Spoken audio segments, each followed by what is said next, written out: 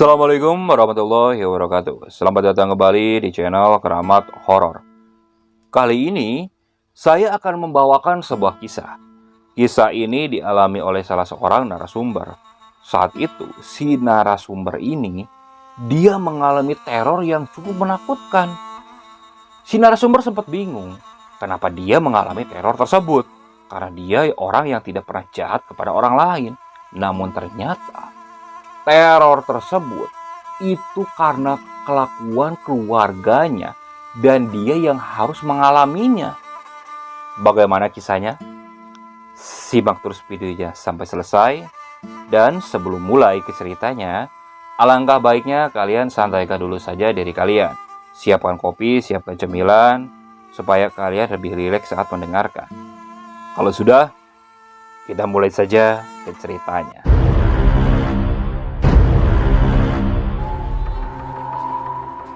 Sebut saja namanya Tama. Tama ini ngontrak di ibu kota. Sudah 2 tahun lamanya dia ngontrak di sana. Dia memang betah tinggal di situ karena lokasinya berdekatan sekali dengan tempat kerjanya. Ditambah lagi yang punya kontrakannya juga santai. Kalau ada apa-apa pun yang punya kontrakannya ini langsung cepat tanggap. Kontrakan itu ada 4 kamar. Desainnya kotak. 2 kamar berhadap-hadapan. Dan tengah dijadikan buat tempat parkir. Awalnya semua kamarnya itu full. Tapi kemudian di sana hanya tinggal Tama sendirian saja. Tama sendiri tidak tahu kenapa para penghuni yang lain langsung pindah semuanya. Dan semua itu dimulai saat Tama baru pulang dari kampung halamannya di Jawa Tengah. Saat itu dia merasakan kalau kontrakannya ini gelap. Padahal dia waktu itu sudah mengganti lampunya. Tapi pas diganti lagi, si kontrakannya ini tetap saja terasa gelap.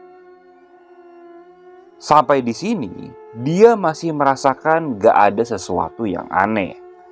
Besok harinya, ketika dia mau berangkat kerja, dia baru ngeh. Kalau kamar sebelahnya ini ternyata sudah ada yang mengisi. Satu keluarga. Sepasang suami istri bersama anaknya yang masih balita. Tama ini orangnya sangat supel. Jadi dia kenalan dengan keluarga itu. Si ibunya sangat enak untuk diajak berbicara. Namun si bapaknya ini terlihat agak jutek. Setelah itu dia langsung berangkat kerja. Malam harinya ketika si Tama hendak tidur, dia mendengar seperti ada napas orang yang berat. Ya hampir mirip seperti orang yang sedang asma. Si Tama saat itu berpikir, mungkin itu suara tetangganya, karena suara dari kamar sebelah itu bisa terdengar sampai ke kamar si Tama. Jadi si Tama tidak berpikir yang aneh-aneh. Esok harinya sebelum berangkat kerja, si Tama itu berbicara kepada si ibu sebelah. Bu, si bapaknya punya penyakit asma, Bu. Namun si ibu itu tampak bingung. Enggak deh, si bapak gak punya penyakit asma. Si Tama langsung terdiam. Jadi dia berpikir, mungkin semalam dia itu salah dengar. Jadi dia coba melupakan kejadian itu. Biasanya ketika weekend, kontrakan si Tama ini suka jadi tempat base camp bagi teman-teman kerjanya. Selain karena sepi, ditambah lagi karena si Tama ini orangnya santai. Jumat itu, 3 teman Tama seperti biasa nginep dan main di situ. Saat temannya bermain, si Tama ini mengingatkan kepada teman-temannya supaya mereka tidak berisik karena sebelahnya diisi oleh keluarga. Jadi Tama ini tidak enak. Biasanya kalau mereka berkumpul, teman-teman Tama ini suka nonton film horor, terus seru-seruan bareng sambil minum-minum. Malam itu mereka nonton salah satu film horor luar negeri. Nah, lagi seru-serunya nonton, Salah satu teman si Tama ini, kita sebut saja namanya si A. Si A ini tiba-tiba nyeletuk. Loh, kok tiba-tiba kayak bau melati ya? Begitu si A ngomong, semuanya ikutan nyium bau yang sama. Jangan parno penakut loh. Gitu jawab si Tamas, coba mengalihkan pikiran teman-temannya. Tapi ternyata baunya ini tidak hilang sama sekali. Karena teman-teman Tama mulai parno, akhirnya mereka coba ganti film tersebut. Pas diganti filmnya, baunya ini malah semakin menjadi. Akhirnya mereka coba memutuskan untuk tidur. Jam 2, Tama dibangunkan sama teman-temannya. Mereka mendadak mau pamit pulang. Ini sangat aneh bagi Tama. Padahal tempat tinggal mereka ini cukup jauh. Namun mereka ini ngotot untuk pulang saat itu juga. Pas ditanya, tak ada yang mau jawab. Seninnya, ketika Tama bertemu dengan teman-temannya, dia coba tanya balik kepada teman-temannya. Dan mereka menyuruh Tama ini untuk sering-sering sholat saja. Dari pertama gua masuk ke kontrakan itu biasa aja. Sekarang kenapa gua harus sholat di sana? Ujar Tama bingung. Akhirnya si A ini bilang ke si Tama, kalau kemarin saat dia nginep, dia merasakan ada orang yang ngeliatin dia dari jendela. Dan pas dia nengok, dia lihat kayak ada orang badannya hitam semua. Dia cuma bisa lihat matanya putih dan melotot kayak marah. Si Tama coba menepis ucapan dari temannya itu. Lu halusinasi kali. Habis gara-gara nonton film horor jadi kepikiran yang aneh-aneh.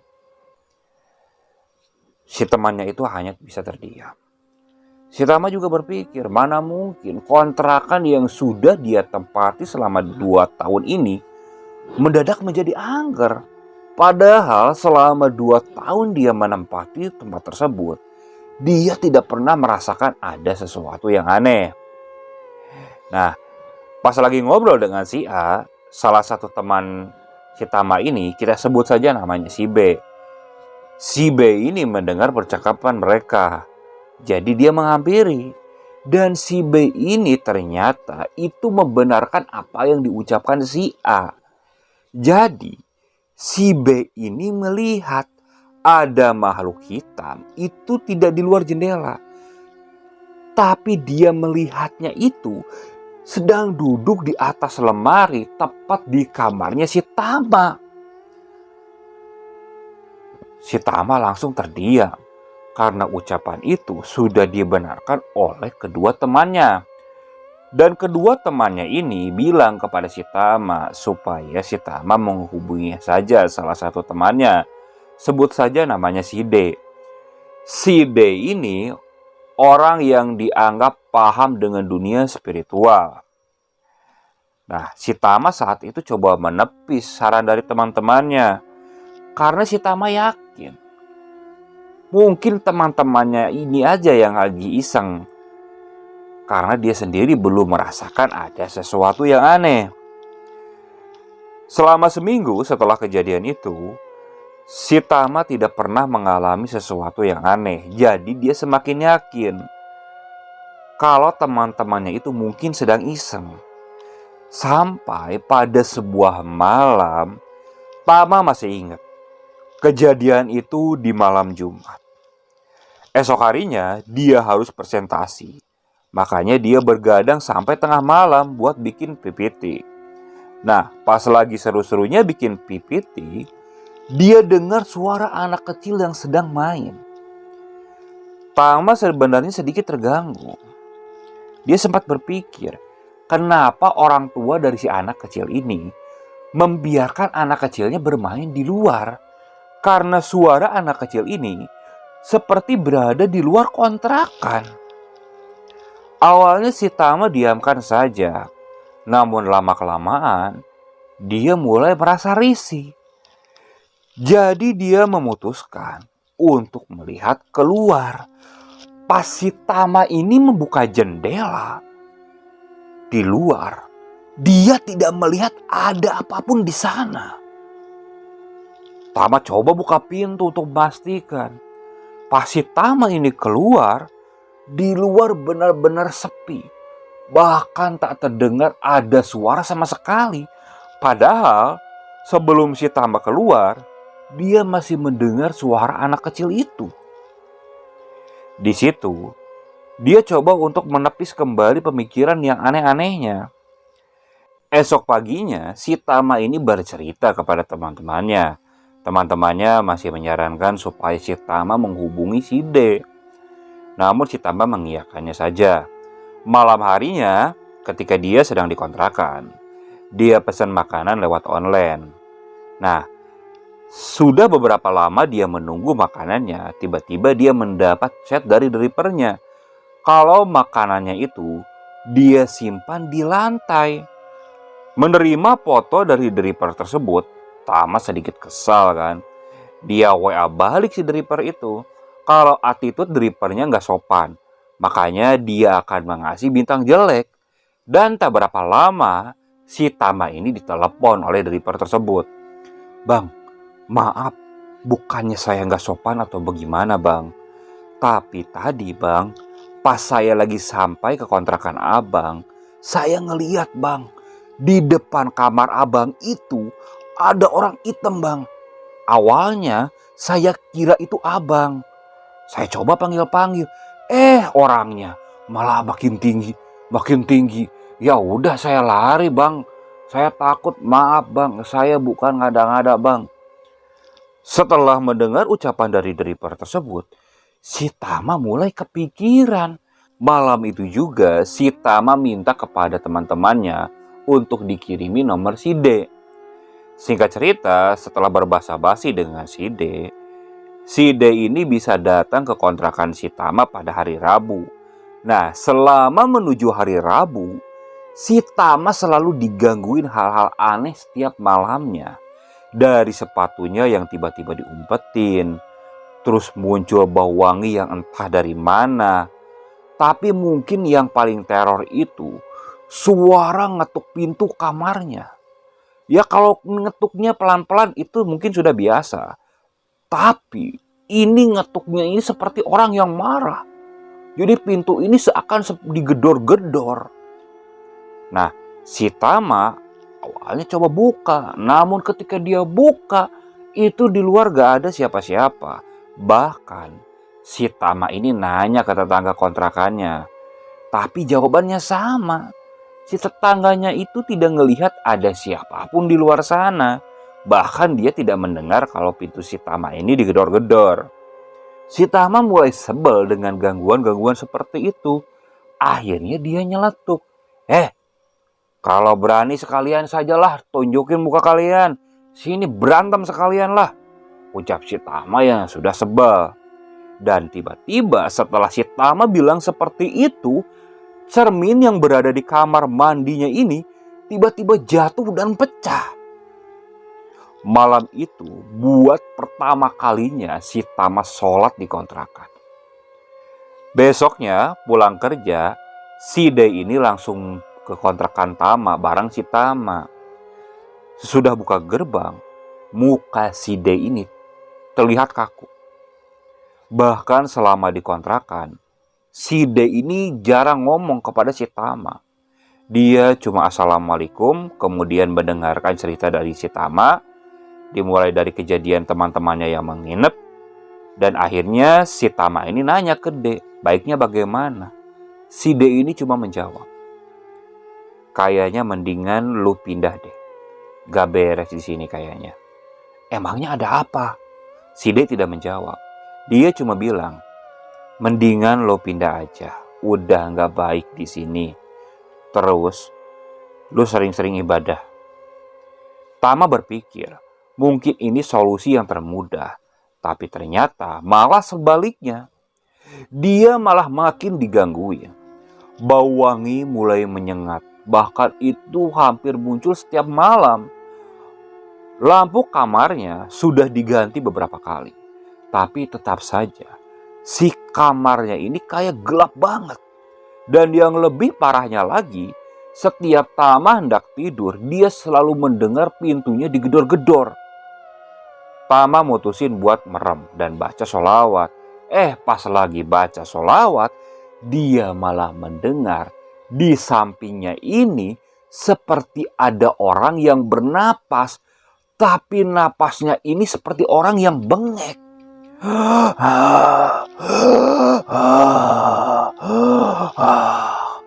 Suara itu benar-benar jelas di telinga si Tama. Nah, si Tama ini refleks noleh ke samping. Pas si Tama noleh ke samping, dia melihat ada sosok dengan matanya yang putih. Sosok tersebut melihat ke arah si Tama. Si Tama langsung berdiri kan. Dia langsung nyalain lampu kamar. Pas dia nyalain lampu kamar, sosok itu udah gak ada. Namun pas dia nyalain lampu, dia mulai mencium bau seperti bau terbakar. Hampir mirip seperti daging yang terbakar. Malam itu, Tama langsung buka internet dan dia cari kontrakan yang lain. Dia berpikir harus segera pindah dari sana. Esok harinya, Tama bercerita kejadian semalam kepada teman-temannya. Dan mereka setuju Tama untuk pindah. Karena Tama mau cepat-cepat pindah, jadi akhirnya si Tama ini pindah ke kontrakan temannya, yaitu si A. Walaupun jauh dan mahal, tapi Tama berpikir gak apa-apa daripada dia tiap malam harus digangguin. Si pemilik kontrakan tersebut cukup kaget ketika Tama izin untuk pindah. Tama gak bilang alasan sebenarnya, dia berbohong kalau dia pindah ini karena pindah pekerjaan saja. Nah, saat dia pamit, si bapak kontrakan ini bilang kalau kontrakan ini sudah gak ada yang isi. Si Tama langsung terdiam. Bukannya di sebelah kamarnya itu sudah ada yang mengisi dan satu keluarga. Pas si Tama coba berbicara kepada si bapak itu, si bapak itu coba menegaskan kalau selama ini yang ngisi cuma si Tama. Si Tama coba ngotot. Ketika dia pulang dari Jawa Tengah, dia melihat besoknya kalau kamar sebelahnya ini diisi oleh satu keluarga. Tapi si pemiliknya ini masih tetap bilang kalau kamar itu kosong. Akhirnya si Tama coba mastiin. Pas coba dilihat si kamar itu benar-benar kosong. Si Tama langsung kaget. Terus selama ini satu keluarga yang tinggal di samping kamar si Tama ini itu siapa? Saat itu Tama langsung pindah ke kontrakan si A. Nah, pas di kontrakan si A, dia coba mastiin nanya kepada teman-temannya. Ternyata jawaban teman-temannya apa? Saat teman-temannya main ke kontrakan si Tama, teman-temannya itu tidak melihat kalau di sebelah itu diisi oleh satu keluarga. Saat si Tama menunjukkan kamar itu, teman-temannya melihat kamar itu kosong. Tama hanya menghela napas panjang mendengar cerita temannya seperti itu. 2 minggu sudah Tama tinggal di tempat barunya. Dia juga mulai kembali ke aktivitas normalnya. Dia tidak merasakan ada gedoran di tengah malam, ada suara napas di sampingnya ketika tidur. Jadi si Tama ini mulai benar-benar nyaman di sana. Nah, namun semua itu kembali berubah. Tak kala pembantu yang biasa mengurus tempat kontrakannya itu bilang ke si Tama kalau si Tama ini dicariin oleh orang. Awalnya si Tama cuek saja, apalagi si pembantu ini tidak bilang nama dari orang yang mencarinya itu.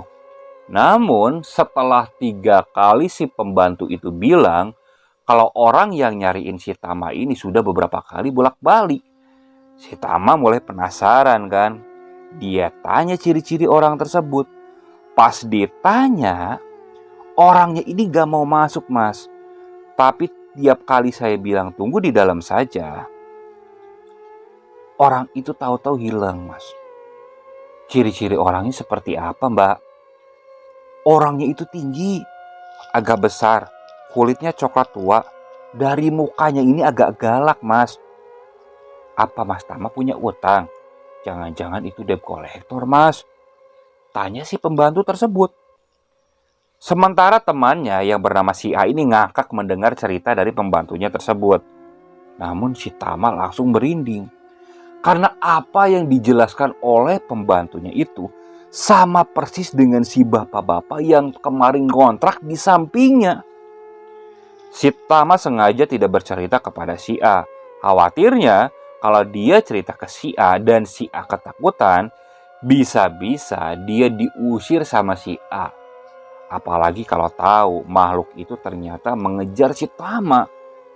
Tama mulai sering beribadah semenjak mengalami kejadian itu.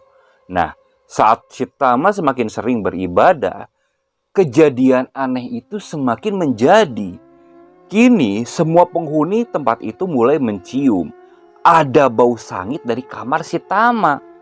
Teman-teman si Tama mulai terganggu kan. Mereka bertanya kepada si Tama. Si Tama bakar apa di kamarnya? Jelas-jelas si Tama menjawab dia tidak membakar apa-apa di kamarnya. Teman-temannya ngotot kalau kamar si Tama ini sangat bau sekali. Sementara warga yang lain mencium bau sangit, Tama sendiri mendengar ada suara bengek itu lagi di kamarnya. Tama baru saja hendak tidur saat itu. Dan dia mendengar di sampingnya ini ada orang yang seperti sesak napas. Suaranya semakin jelas terdengar. Tama masih terpejam. Saat itu dia refleks langsung loncat dari ranjang. Dia langsung nyalakan lampu kamar. Pas dia nyalakan lampu kamar, tetap saja di sana tak ada siapapun selain Tama. Dan semenjak itu bau terbakar itu semakin sering tercium. Bahkan Tama sendiri mulai terganggu dengan bau terbakar itu. Tama akhirnya pindah tidur di kamar si A. Nah, si A nggak nanya apa-apa kepada si Tama. Kayaknya udah tahu kalau si Tama ini sedang digangguin sama makhluk tidak jelas. Pagi harinya, si A nyaranin untuk si Tama ini diruqyah saja atau diterawang. Karena sekarang masalahnya bukan karena kontrakan Tama, tapi karena Tama sendiri. Tama, gua mau nanya nih. Lu pernah punya salah gak sama orang? Sampai lu harus ngalamin kayak gini? Enggak, beneran. Gua gak pernah punya salah sama orang. Tapi gak tahu ya, soalnya kan gue orangnya lempeng-lempeng aja. Si A tahu kalau si Tama ini berkata jujur karena selama dia mengenal si Tama selama 2 tahun, dia mengetahui kalau si Tama ini tidak pernah jahat kepada orang lain.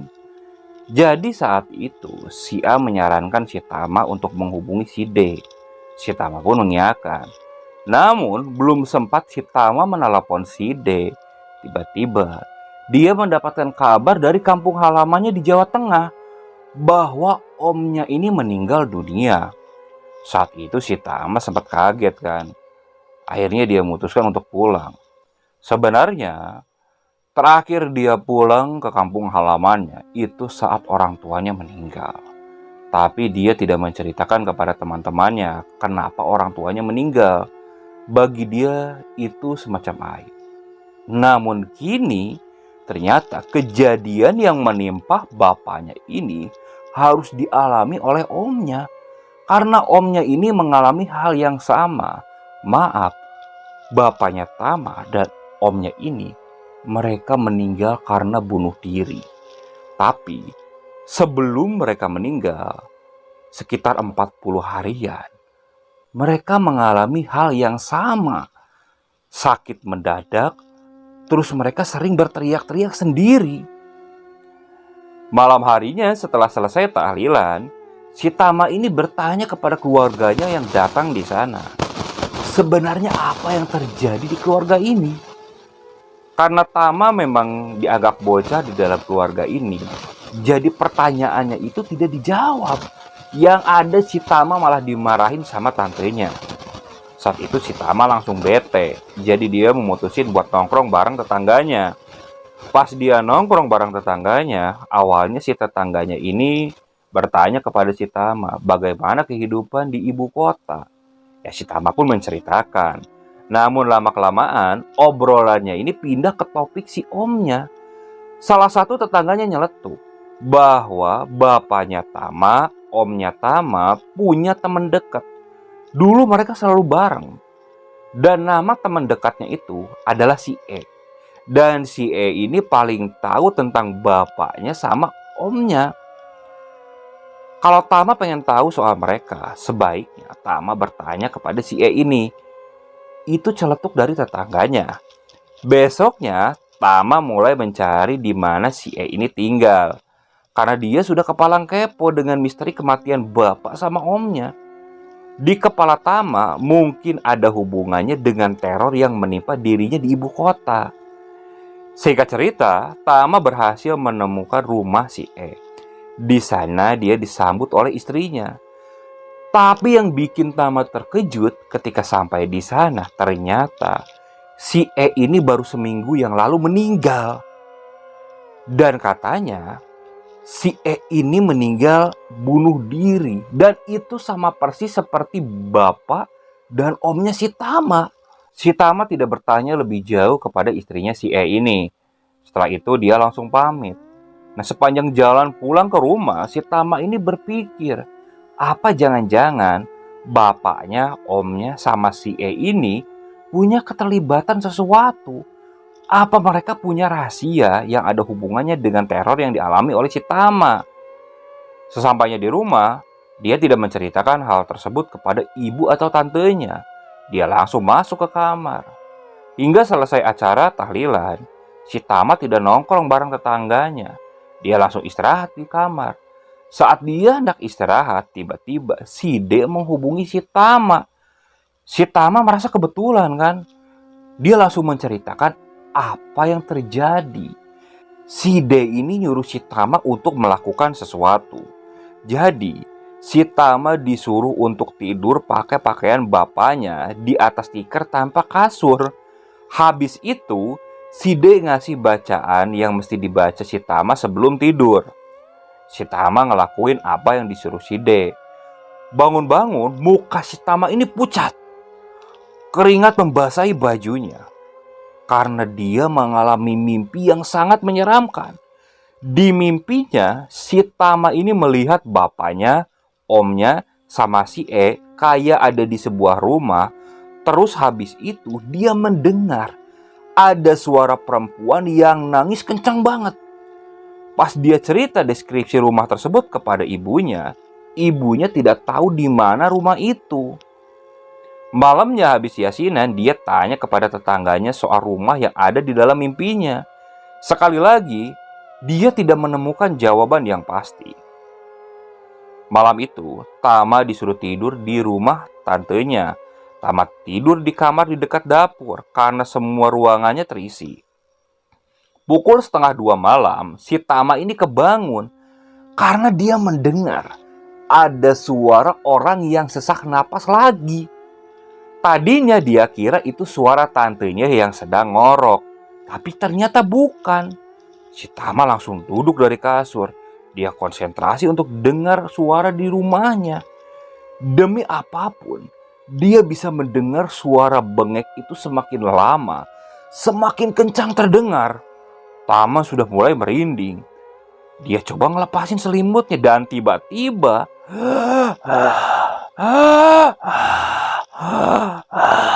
suara itu tepat di samping telinganya. Tama langsung kabur dari kamar dan keluar dari rumah. Sesampainya di luar, si Tama ini langsung menyalakan sebatang rokok. Dia berharap dengan merokok dia cukup tenang.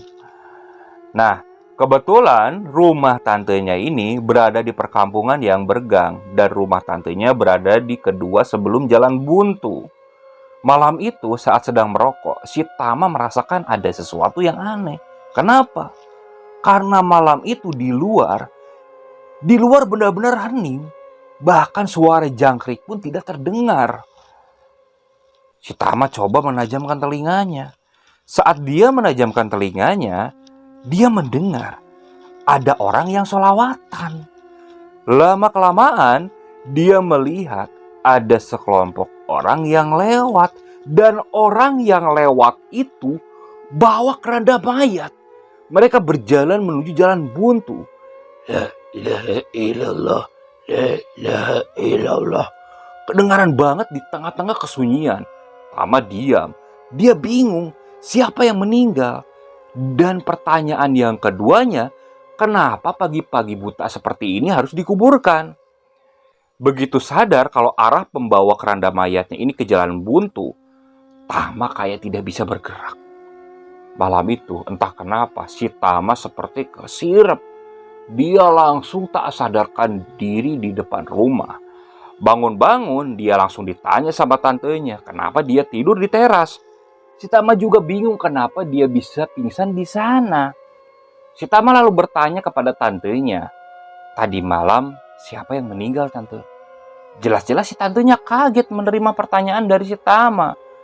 Dan tantenya bilang, kalau tadi malam itu tak ada yang meninggal.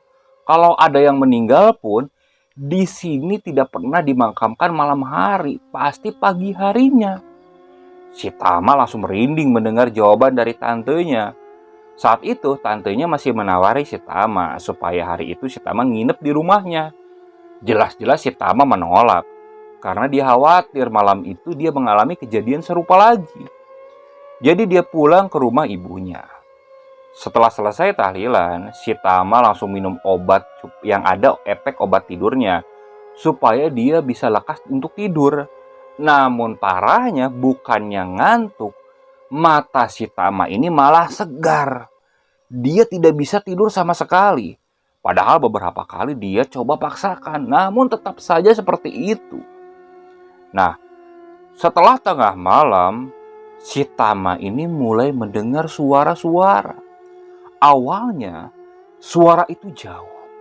Namun, lama-kelamaan semakin dekat, dan membuat si Tama mulai merinding.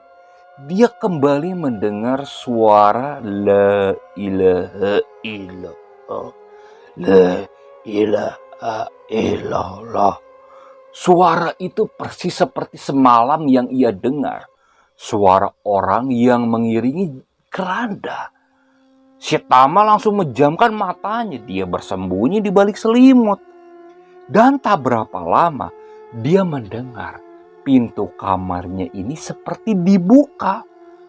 Si Tama belum berani membuka mata. Si Tama mulai merasakan kalau di kamarnya ini banyak orang. Rasanya kayak lama banget.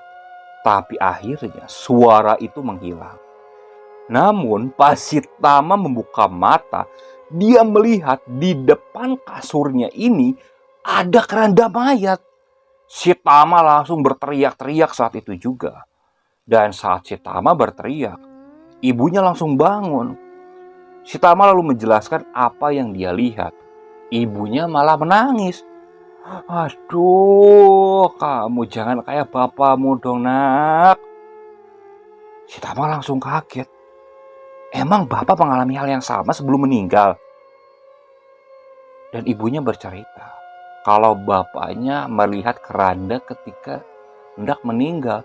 Begitu juga dengan omnya. Mereka sering mengigau kalau melihat keranda di dalam kamarnya. Si Tama langsung merinding saat itu. Dia bingung harus berbuat apa. Pagi harinya si Tama langsung curhat kepada si D. Dan kata si D, si Tama ini harus ngelakuin hal yang kemarin. Namun si Tama ini harus punya niat lebih supaya dia tahu apa yang sebenarnya terjadi di sana. Malam itu si Tama udah pakai baju bapaknya. Dia tidur di tikar dan langsung membaca doa-doa. Malam itu dia melihat mimpinya lebih jelas daripada sebelumnya. Di mimpinya si Tama ini melihat omnya. Omnya ini seperti sedang memasukkan uang, surat-surat, dan beberapa perhiasan ke dalam sebuah tas. Kemudian dia melihat si E bawa jerigen putih dan dia siram-siram ke tembok. Yang terakhir ini yang paling seram bagi si Tama. Si Tama melihat keluarga yang dia kira tetangga barunya di kontrakan kemarin itu sedang berada di rumah tersebut. Si ibunya memeluk anaknya dan si bapaknya menangis sambil bilang kepada si Tama di dalam mimpi itu. Ternyata dia ini jadi bapaknya. Uripmu gak bakal tenang, Ep. Ep ini nama bapaknya si Tama. Habis itu si Tama ngeliat omnya dan si E ini jalan menjauh dari rumah yang kebakar itu. Bangun-bangun si Tama langsung muntah banyak banget. Bahkan meskipun sudah bangun, dia masih mencium bau daging yang terbakar. Pagi harinya si Tama langsung dikerokin sama ibunya. Dan si Tama mulai bertanya serius kepada ibunya. Bu, dulu kan ibu pernah bilang kita ini susah, Bu. Tapi kenapa tiba-tiba si bapak ini punya modal buat bikin toko, Bu? Duitnya dari mana, Bu? Ibunya langsung kaget. Kenapa si Tama bertanya seperti itu? Si Tama ngotot bertanya. Ibunya jelas-jelas tidak tahu. Bapaknya tidak pernah cerita. Tapi memang suatu hari bapaknya bilang bahwa temannya minjemin modal buat bapaknya. Si Tama bertanya lagi kan. Emang ibu gak curiga, Bu? Siapa coba zaman itu tiba-tiba minjemin uang yang cukup banyak buat bapak bikin toko? Jelas-jelas bapak gak punya usaha, Bu. Mana ada orang yang mau minjemin, Bu? Ibunya gak bisa menjawab. Tapi dia bertanya kepada si Tama. Kamu kenapa sih, Nak? Si Tama akhirnya bercerita kepada ibunya. Dari tetangga misteriusnya, dari suara bengek yang sampai kejadian tadi malam. Ibunya langsung menangis mendengar cerita dari si Tama. Habis itu, dia minta kepada si Tama ini supaya nggak balik ke ibu kota. Dia nggak mau si Tama ini kayak bapaknya. Si Tama bingung harus bagaimana. Malamnya setelah yasinan di rumah tantenya, dia iseng ngobrol sama orang-orang. Di obrolan itu tersebutlah satu nama orang asing. Tama bertanya siapa orang itu. Kata tantenya, dulu omnya punya teman yang meninggal karena kebakaran. Tama bertanya kepada tantenya ini, inget di mana rumah orang itu. Tante Tama bingung kenapa si Tama ngotot bertanya seperti itu. Tadinya si Tama mau cerita soal mimpinya kepada tantenya, tapi ibunya melarang kepada si Tama untuk cerita. Tapi si Tama dikasih tahu alamatnya. Kalau nggak salah di sekitaran sini, ucap tantenya. Sebenarnya si Tama tidak tahu harus ngapain. Namun yang pasti dia harus pergi ke sana. Sebelum berangkat ke sana, si Tama ini menghubungi si D. Dia ceritakan semuanya. Dan menurut si D, si Tama ini perlu meminta maaf atas bapaknya. Besoknya, si Tama ngeliat gedung baru di alamat yang dimaksudnya. Dia ngabisin sehari buat ngetukin rumah satu-satu dan bertanya ada yang kenal sama saudara rumahnya yang dulu pernah kebakaran. Aksi si Tama ini bikin daerah itu agak heboh karena si Tama ngotot bertanya seperti itu kepada semuanya. Si Tama bilang kalau dia ini cuma mau nyekar kepada keluarga yang kebakaran tersebut. Si Tama akhirnya diberikan sebuah alamat. Nah, di sana adalah alamat saudaranya. Si Tama lalu pergi menuju alamat yang diberikan tersebut. Setelah menempuh perjalanan cukup jauh, si Tama sampai di sebuah rumah. Nah, penghuni rumah itu ternyata itu adiknya si bapak yang di dalam mimpi. Awalnya orang tersebut bingung kepada si Tama. Kenapa si Tama menanyakan kuburan kakaknya? Di situ si Tama menjelaskan kalau dia adalah anak si Ep dan dia sering dimimpikan oleh kakaknya itu. Jadi dia memutuskan untuk ziarah ke makamnya. Melihat si Tama yang sopan, jadi si Tama ini diberikan alamat kuburan kakaknya, istrinya, dan anaknya itu. Sebelum pergi, si Tama mengucapkan maaf berkali-kali. Bahkan orang itu sempat bingung. Kenapa si Tama harus meminta maaf? Setelah itu si Tama pergi ke kuburan. Di kuburan, dia meminta maaf atas kelakuan bapaknya yang sudah mencelakai keluarga tersebut. Berkali-kali dia berdoa dan terus meminta maaf. Setelah itu, dia langsung pulang ke rumah. Perjalanan ke rumahnya ini tampak benar-benar panjang. Nah, ketika sudah dekat ke rumah tantenya, si Tama ini mulai mencium ada aroma bau sangit tepat di mobil belakangnya. Si Tama tidak berani nengok sama sekali. Pas dia turun dari angkutan umumnya, si Tama ngelirik ke jok belakang dan dia melihat si bapak, istrinya, dan anak mereka itu sedang duduk di sana dan kulit mereka hitam mengelepuh. Matanya melotot melihat ke arah si Tama semua. Si Tama langsung memalingkan wajah dan pergi ke rumah tantenya. Setelah itu, dia tidak menceritakan kejadian tersebut kepada ibu dan tantenya. Dia pendam sendirian. Setelah tahlilan selesai ke-7 hari, si Tama pamit untuk kembali ke ibu kota. Awalnya ibunya bersikeras untuk melarang si Tama kembali ke sana. Tapi si Tama mempunyai kewajiban, dia harus bekerja. Ditambah lagi, selama beberapa hari sebelum ke hari ke-7-nya, Tama mulai merasakan sesuatu yang tidak mengganggu lagi. Namun, sesampainya di ibu kota, dia mulai merasakan kalau dia seperti diikuti. Namun kini, dia seperti mengikhlaskan. Kenapa? Karena dia berpikir, anggap saja ini penebusan kesalahan bapaknya dan harus dibayar oleh anaknya. Memang selama kembali ke ibu kota, si Tama masih sering merasakan ada sesuatu yang aneh. Suara orang sesak yang dia dengar ketika dia sedang tidur. Bau sangit yang sangat menyengat.